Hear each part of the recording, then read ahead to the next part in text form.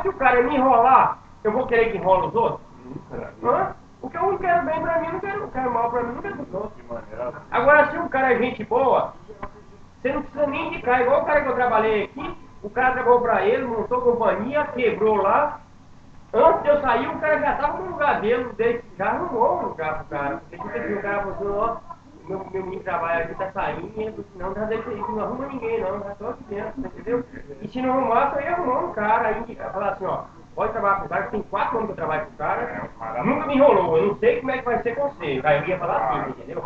Mas é tipo assim, te garanto, até que eu conheço, em 4 anos, nunca me enrolou, toda vez que deu o cheque, sexta-feira, me pagou, se eu trabalho 1 hora lá e me paga o dia, eu ia indicar o cara assim, não ia não. Agora com você eu não sei se vai ser a mesma coisa, agora o meu comportamento com ele nunca tive problema, assim, entendeu?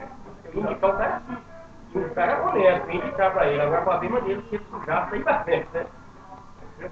Agora, como é que você vai fazer uma coisa com o cara, você indica um cara, primeira semana de trabalho, o cara pode ser. É igual o Eli, ele trabalhou. Não adianta. Olha, gente, eu tenho um pouquinho. O Eli trabalha a primeira semana, não recebe, você vai trabalhar Agora hoje ele com conhece ele. o cara hoje, ele viu o cara, só que o cara chega no zero, ele já fala, não, cara, a gente boa, ele faz isso, faz isso. Aquele carinha mesmo do centro ali, só de eu conversar com ele no primeiro dia, você lembra que eu falei com você? Eu e a Alemão já falou assim. Só de eu ver o Lero do cara, eu sei que o cara é mentiroso. Não que eu faça isso que eu vou te jogar lá. Vou te jogar lá dentro, lá no Brasil. Neguinho nessa acreditando, eu falei assim, Neguinho, você leva o Lero do cara, eu não dou outro, que eu não quero. Eu cheguei. Não, mas você não quer mais comigo, eu tô Cheguei dentro do primeiro sangue. dia, você falou comigo. Já fez quinta-feira eu fiz tudo. Falou pra ela, na mesma hora me entregou o carro. Feito, né? Tinha feito, você vê. Aí eu, no dia que eu fiz, eu já falei com o alemão, meu alemão, eu não conto com aquele cara ali, só de eu ver o lero dele ali, já sei que é mentira. Que esse cachorro que late não morre. Você entendeu? Aí, um dia me entregou o papel, é o seguinte, cara, o meu negócio é peça de trator, esse negócio aí que Eu não vinha pode. falando 40 mil, 50 50 mil. mil, mas esse negócio pouquinho assim.